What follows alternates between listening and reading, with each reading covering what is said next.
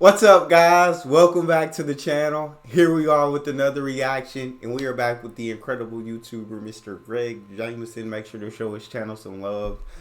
We got how much it costs to move to Australia. I'm very intrigued about what it would cost. I think it would be very expensive from what I've seen in from YouTubers like the Bam Family. Or was it the Band Family who talked about the cost of moving to Australia? No, I think it was a different YouTube. I've reacted so many. I'm sorry, I just can't think of them.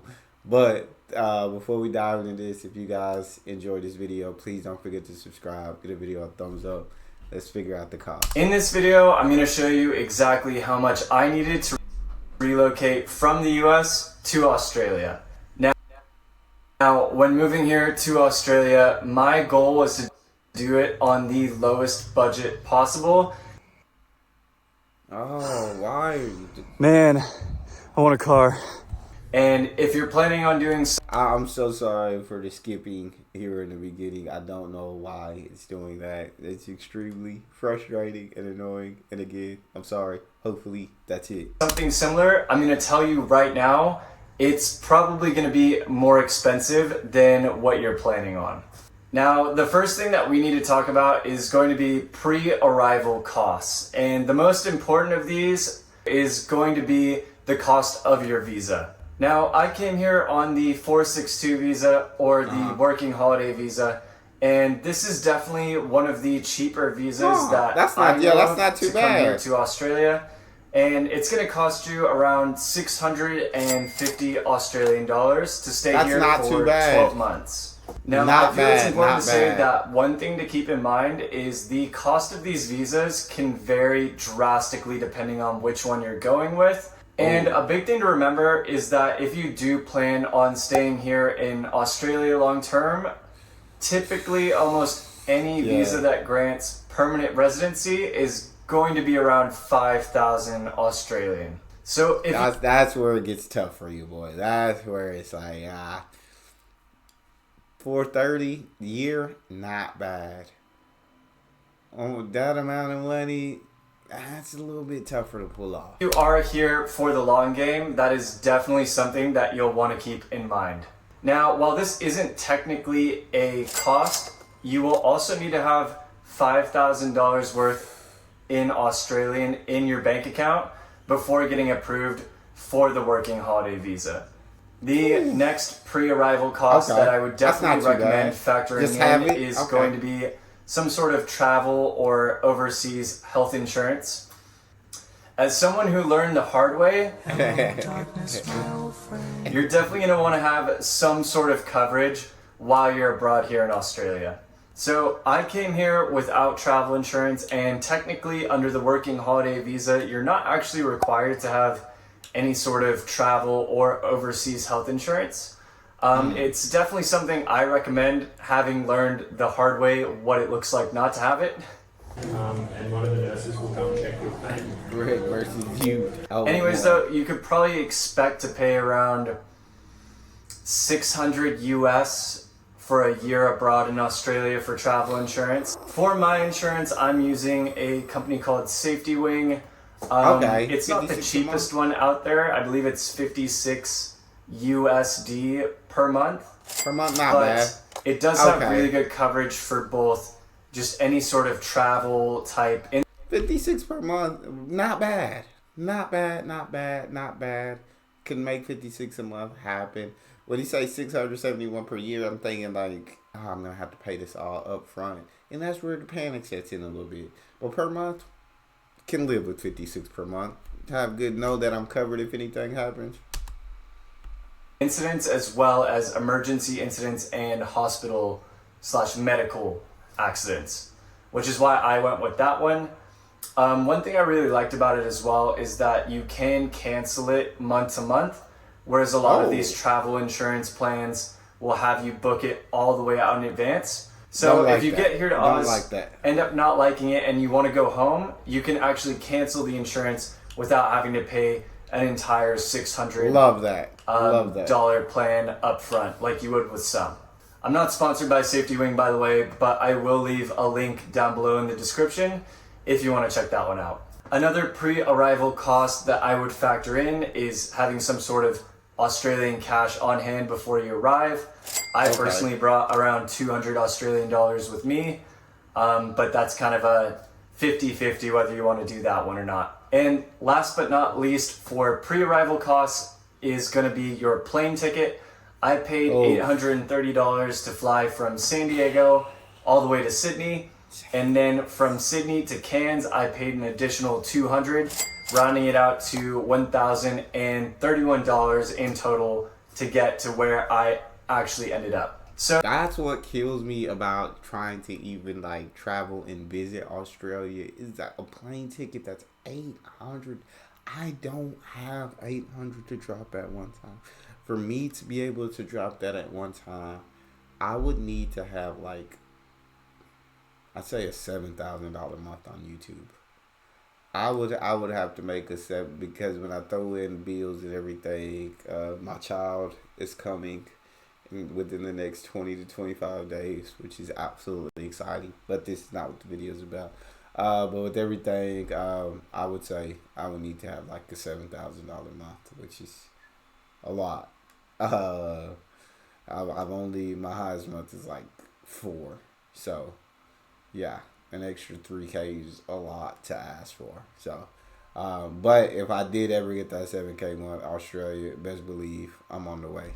So when adding everything up, in total, you'll need at least around $5,000 before even leaving for Australia. Next, I want to talk about how much money you'll actually need once you arrive here in Australia. So, at least for me, I came here without actually having any sort of job set up. It took me 30 days to find work here after arriving. So I'm going to go over the costs that I had for those 30 days until I could become somewhat self-sustaining and actually making some sort of income while living here. Okay. So your biggest expense is going to be housing, and most likely if you're doing things like me, you'll end up staying at a hostel at first, and typically it depends on where you are. Not bad. I know in Sydney and Melbourne, it's probably typically around $50 a night to stay in a hostel. Here in Cairns, it's closer to $40 a night, and I ended up staying in a hostel for the first 10 days that I lived here in Oz.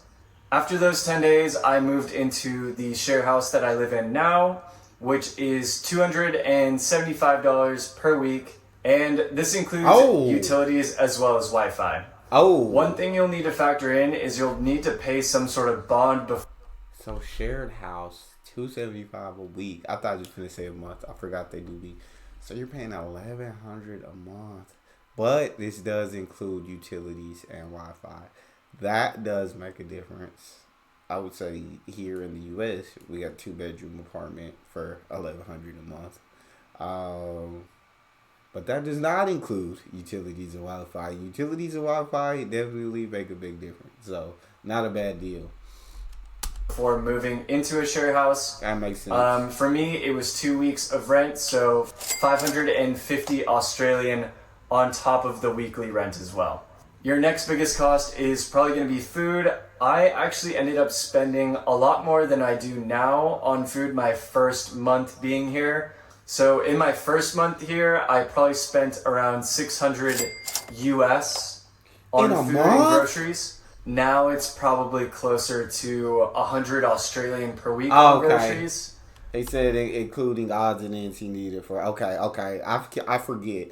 First month there, like, you definitely do gotta buy the new house things so that does make sense. I was finna say, I thought he just meant literally on food alone. That's where I was about to be like, shh. It's probably closer to 100 Australian per week on groceries. Okay, that makes a lot more sense. 150 depending on what you include as groceries. For my cell phone, I just went to Kohl's and bought one of the prepaid Telstra SIM cards. This ended up being 45 Australian for a month with preloaded data on it as well. And I'd say you could probably expect to pay 45 or less for cell service with data going forward too. For transportation, I ended up spending $50 Australian getting around by the bus for the first few weeks. And then I ended up getting a push bike, which was 100 Australian off Facebook Marketplace. So in total, my first month in which I was unemployed and was basically on survival mode ended up costing me around 2,000 USD or 3,000 Australian dollars. Cheaper than if you add that to my pre-arrival costs, I spent 3,587 US before actually landing a job here and becoming somewhat self-sustaining. So in total, I ended up spending almost around 5,000 Australian before making any money here. Do I? That's a lot of money. That's a lot of money. That's a lot. I need more money. Recommend you show up with just that amount of money in your bank account? Absolutely not. A big reason behind this is the unexpected costs that I have seen since moving here. So one of the biggest costs that I've had since arriving here was when I got in an accident cycling and I was hit by a car, and I was covered under work comp, but for 3 weeks after my accident, I didn't really have any money coming in from work comp, and I was paying for a lot of the expenses out of pocket while waiting to be reimbursed. Oh. So I ended up probably spending around close to 2,000 US just kind of sustaining myself after the accident before any of the kind of work cover or insurance claim stuff came in. Finally, the biggest unexpected cost that I had was actually taxes back in the States. So I won't go too much into detail, but basically I ended up actually having to pay an additional $5,000 on my taxes, which if I hadn't brought a decent amount of savings before coming here, that's something that could have completely ruined me and definitely sent me packing back home. So what does this mean for you? No, at least freaking what? See, even when you leave the U.S. profit off of you. God, yeah, there's no way. There's no. I could visit. I couldn't move there. Not if they were. Jesus, U.S. don't never want you to leave, do they? They said we ain't never letting y'all go. You born here, you gonna stay here, you gonna die here. You gonna try to go somewhere else? All right, we'll bring you back. $5,000 in taxes. Get your butt back. Dang. In my opinion, I would recommend that you bring at least 10,000 US worth of savings with you to Australia or to any country that you go to.